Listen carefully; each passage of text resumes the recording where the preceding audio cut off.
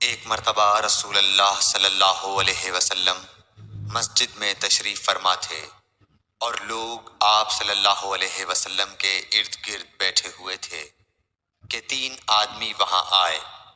ان میں سے 2 رسول اللہ صلی اللہ علیہ وسلم کے سامنے پہنچ گئے اور ایک واپس چلا گیا۔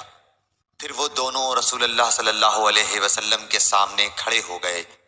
اس کے بعد ان میں سے ایک نے جب مجلس میں ایک جگہ کچھ گنجائش دیکھی تو وہاں بیٹھ گیا، اور دوسرا اہل مجلس کے پیچھے بیٹھ گیا، اور تیسرا جو تھا وہ لوٹ گیا۔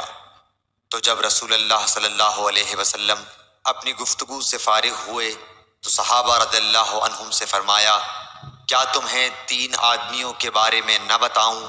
تو سنو۔ ان میں سے ایک نے اللہ سے پناہ چاہی، اللہ نے اسے پناہ دی، اور دوسرے کو شرم آئی تو اللہ بھی اس سے شرمایا کہ اسے بھی بخش دیا، اور تیسرے شخص نے منہ موڑا، اللہ نے بھی اس سے منہ موڑ لیا۔